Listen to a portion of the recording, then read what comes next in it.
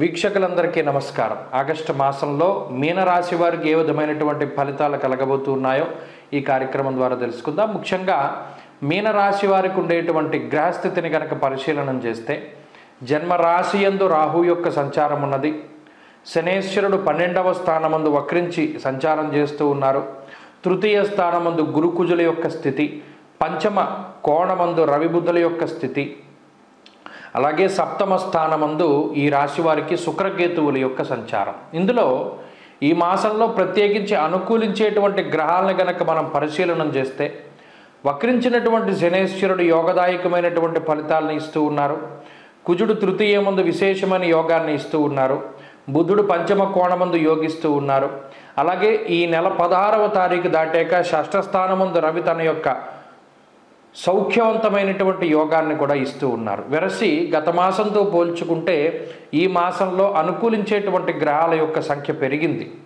ఇది ఒక శుభ పరిణామంగా చెప్పవచ్చు. ఎందుకంటే మీనరాశి వారు అనేక రకాలైనటువంటి రుగ్మతలతోటి, అనేక రకాలైనటువంటి ఆర్థిక సమస్యలు, నీలాప నిందలు, శారీరక సమస్యలు, ఇలా మానసికంగా శారీరకంగా అనేక రకాలైనటువంటి సమస్యలు, ఏదైనా ఒక పని మొదలు పెడితే ముందుకు వెళ్ళకపోవడం, అప్పుల బాధలు, ఏదైనా ఒక రూపాయి ఖర్చు పెడితే దానికి 10 రూపాయలు దానివల్ల ఇబ్బంది పడుతూ ఉండడం, ఏదైనా ఎవరికైనా ఒక మంచి చేస్తే ఆ మంచి రాకపోగా చెడు వస్తూ ఉండడం, నీలాపనందలు ఏమీ లేని దానికి మీ యొక్క ఇన్వాల్వ్మెంట్ లేకుండా మిమ్మల్ని అనవసరమైనటువంటి వాటిల్లో లాగి మిమ్మల్ని ఇబ్బంది పెడుతూ ఉండడం, ఇలా అనేక రకాలైనటువంటి సమస్యలతోటి మీనరాశి వారు సతమతమవుతూ ఉన్నటువంటి ఈ సమయంలో, అలాగే రాహు యొక్క పీడ, ధారాపుత్ర విరోధస్య ప్రవాసం రోగపీడనం అర్ధానిర్మహ కష్టం అంటూ ఉన్నది శాస్త్రం. అంటే అటు జీవిత భాగస్వామితోటి సమస్యగా ఉన్నది, అలాని ఇంట్లో వాళ్ళకి చెప్పుకోవడానికి లేదు, అలాని తల్లిదండ్రులకు చెప్పుకోవడానికి లేదు, వేరే వాళ్ళకి చెప్పుకోవడానికి లేదు, ఎవరికి చెప్తే ఏం లోకువైపోతామేమో అనేటువంటి భయం, ఆర్థిక ఇబ్బందులు ఎక్కువగా ఉన్నాయి, అలానే బయట ఆర్థిక ఇబ్బందులను చెప్పుకోవడానికి లేదు. మనకున్నా లేకపోయినా కొన్ని చోట్ల కొంత డబ్బు ఖర్చు పెట్టవలసినటువంటి పరిస్థితులు ఏర్పడతాయి. వాటి పరంగా కొంత అప్పు చేసైనా సరే డబ్బును ఖర్చు పెట్టవలసినటువంటి పరిస్థితి. ఒక ఫంక్షన్ చేయాల్సి వచ్చినప్పుడు ఆ స్తోమతకి తగ్గట్టు ఫంక్షన్ చేయాల్సి వచ్చినప్పుడు డబ్బు లేకపోయినా దాన్ని కష్టపడైనా సరే దాన్ని కంప్లీట్ చేయవలసి రావడం, ఆకస్మికమైనటువంటి ధనం యొక్క ఖర్చు అనేటువంటిది మీనరాశి వారిలో ప్రధానంగా కనబడుతూ ఉన్నది. ప్రణాళికాబద్ధమైనటువంటి జీవనం లేదు. ఏది ఎప్పుడు ఎలా వస్తే దాన్ని పట్టుకుని అలా ముందుకు సాగుతూ ఉండడమే. ఏదైనా ఒక ప్లానింగ్ అంటే ఒక ప్రణాళిక వేసుకుంటే అసలు దాన్ని తగ్గట్టుగానే ముందుకు వెళ్ళదు పరిస్థితి. బద్ధకం అధికంగా ఉంటుంది. ఇది ప్రధానంగా మీనరాశి వారికి ఉండే సమస్య. పనులు వాయిదా వేసుకుంటూ ఉండడం. సరే, ఈ మాసంలో ఉండేటువంటి స్థితిగతుల వల్ల అటు తృతీయమందు కుజుడు శనేశ్వరుడు యోగించడం, అలాగే 16వ తారీఖు తర్వాత రవి యోగించడం వల్ల ఈ మాసంలో కొన్ని ముఖ్యమైనటువంటి పనులు అవుతాయి. ఏదైనా వివాహాది శుభ కార్యక్రమాలు, సంతానోత్పత్తికి సంబంధించినటువంటి విషయాలు, లేదా ఏదైనా చాలా కాలంగా అవ్వనటువంటి పనులు ఏవైతే ఉన్నాయో అవి కొంత ముందుకు సాగడానికి అవకాశం ఉంటుంది. దీనివల్ల మానసిక ప్రశాంతత, కొన్ని పనుల్లో కదలిక అనేటువంటిది మీనరాశి వారు చూస్తారు. అలాగే ఆర్థిక ఇబ్బందులు తగ్గుముఖం పట్టడం, ఆదాయ మార్గాలు పెరగడం, ఎక్కువ శాతం పక్కవారి మీద ఆధారపడకుండా సొంతంగా మీకు మీరు నిర్ణయాలు తీసుకుంటూ, మిమ్మల్ని మీరు నమ్ముతూ, మీ మీద మీరు ఆధారపడుతూ ముందుకు వెళ్ళేటువంటి పరిస్థితులు, అలాగే కుటుంబం యొక్క సపోర్ట్ దొరుకుతుంది. ఎప్పుడూ మిమ్మల్ని విభేదించేటువంటి వాళ్ళు కూడా అయ్యో పాపమని మీ దగ్గరికి చేరి మీకు సపోర్ట్ చేసేటువంటి పరిస్థితుల్లో ఉంటారు. అలాగే ప్రత్యేకించి ఉద్యోగ వ్యాపారాలు కొంత ఇబ్బంది పెడుతూ ఉన్నా స్థిరమైనటువంటి ఉద్యోగం ఉంటుంది. అది రూపాయి రానివ్వండి, 10 రూపాయలు రానివ్వండి, 100 రూపాయలు రానివ్వండి, అది స్థిరంగా ఉంటుంది. ఉద్యోగం కోల్పోకుండా, ఎక్కడా కూడా గ్యాప్ రాకుండా అదే ఉద్యోగాన్ని చేయగలుగుతారు. అలాగే ఉద్యోగం మార్పుకే చేసేటువంటి ప్రయత్నాల్లో కూడా కొంతమేరకు శుభ ఫలితాలను ఆశించవచ్చు. అంతేకాకుండా ఎవరైతే కళారంగం మీద ఆధారపడి జీవనాన్ని సాగిస్తున్నారో వారికి మంచి అవకాశాలు వస్తాయి. వ్యాపార పరంగా ఉండేటువంటి పరిస్థితులు చాలా అనుకూలంగా ఉన్నాయి.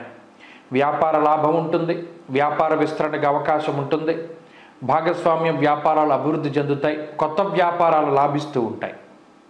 చదువరులకి, విద్యార్థినులకు ఉండేటువంటి గ్రహస్థితి చాలా అనుకూలంగా ఉంది. పోటీ పరీక్షలలో మంచి విజయాన్ని సాధించడానికి అవకాశం ఉంటుంది. అలాగే ఎవరైనా వైద్య రంగంలో ప్రవేశ పరీక్షల కోసం పరీక్షలు రాసేటువంటి వారికి సైతం ఈ గ్రహస్థితి అనుకూలిస్తూ ఉంటుంది. అంతేకాక పోటీ పరీక్షలు, ఏదైనా ముఖ్యమైనటువంటి పోటీ పరీక్షలు, ప్రభుత్వానికి సంబంధించినటువంటి పరీక్షలు ఇవైనా కూడా వాటిలో ఉత్తీర్ణత సాధించగలుగుతారు. స్త్రీలకు ప్రత్యేకించి ఈ గ్రహస్థితి మానసిక ఉల్లాసాన్ని కలిగిస్తుంది, కుటుంబంలో సఖ్యత పెంచుతుంది, కుటుంబ సభ్యుల అనారోగ్య సమస్యలు తగ్గేలాగా, ఆర్థిక ఇబ్బందులు తగ్గి అనుకున్నటువంటి మార్గంలో కుటుంబం వెళుతూ ఉండేటువంటి విధంగా గృహిణులకు ప్రత్యేకించి ఇది శుభ పరిణామం. అలాగే ఉద్యోగ వ్యాపారాలు చేసేటువంటి స్త్రీలకు సైతం మంచి ప్రోత్సాహకాలు లభిస్తూ ఆర్థిక ఇబ్బందులు తగ్గి మంచి అవకాశాలు వస్తూ ముందుకు సాగడానికి ఈ మాసం అవకాశం ఉంటుంది. మీనరాశి వారికి ఇది అద్భుతమైనటువంటి మాసంగా చెప్పవచ్చును. ఈ రాశివారు మరింత అనుకూలమైనటువంటి ఫలితాలని సాధించడానికై విఘ్నేశ్వరుని యొక్క ఆరాధన చెయ్యండి. దక్షిణామూర్తి యొక్క ఆరాధన చేస్తూ ఉండడం చెప్పదగినటువంటి సూచన. ప్రత్యేకించి గురువారం నాడు శివాలయానికి వెళ్ళి దక్షిణామూర్తి యొక్క చిత్రపటానికి కానీ విగ్రహం ముందు కానీ చక్కగా కూర్చుని మౌనంగా ఆయన స్తోత్రాన్ని పారాయణం చేస్తూ దీపారాధన చేయడం అనేటువంటిది చెప్పదగినటువంటి సూచన. నమస్కారం. జూలై 16వ తారీఖు నుండి దక్షిణాయనం ప్రారంభమవుతుంది. దక్షిణాయనము అంటే ఏంటండి అంటే సూర్యుడు ఎప్పుడైతే పునర్వసు నక్షత్రము 4వ పాదంలోకి సంచారం చేస్తారో, కర్కాటక రాశిలోకి ఆయన ప్రవేశం చేస్తారో, ఆ రాశి ప్రవేశం లగాయతూ మరలా తిరిగి ఉత్తరాషాఢ 2వ పాదంలోకి మకర రాశిలోకి ప్రవేశించేటువంటి సమయం వరకు కూడా ఉండేటువంటి కాలాన్ని దక్షిణాయన కాలంగా చెప్తారు. దక్షిణాయనము అంటే దక్షిణ అయనము, మనకి రామ అయనము అంటే రాముడి యొక్క ప్రయాణమని, అలాగే ఉత్తరాయణము దక్షిణాయనము అంటే సూర్యుడి యొక్క గమనాన్ని తెలియజేస్తాయి. మీరు గమనిస్తే ఇప్పుడు సూర్యుడి యొక్క ఇప్పుడు ప్రతిరోజు సూర్యుడు ఉదయించేటువంటి దిక్కును కనుక చూస్తే, అంటే మీరు ఇంటి దగ్గర ఉండి చక్కగా మీరు తూర్పు సింహద్వారం అయితే తూర్పు సింహద్వారం, లేదా ఏ సింహద్వారం అయినా తూర్పు వైపు ఉండేటువంటి ద్వారం దగ్గర నిలబడండి. ప్రతిరోజు ఉదయం సూర్యుడు ఏ దిక్కున ఉదయిస్తున్నాడో మీరు పరిశీలన చేయండి. ఈ దక్షిణాయనం ప్రారంభమయ్యే దగ్గర నుండి పూర్తయ్యేంత వరకు గనక మీరు పరిశీలన చేస్తే, తూర్పు ఇలా మీ ఎదురుగుండా ఉన్నట్టయితే సూర్యుడి యొక్క ఉదయించేటువంటి స్థితి మారుతూ ఉంటుంది. అంటే ఈ దక్షిణం వైపు ఆయన ప్రయాణం చేస్తాడు. భూమి యొక్క కదలిక మాదిరిగా ఉంటుంది.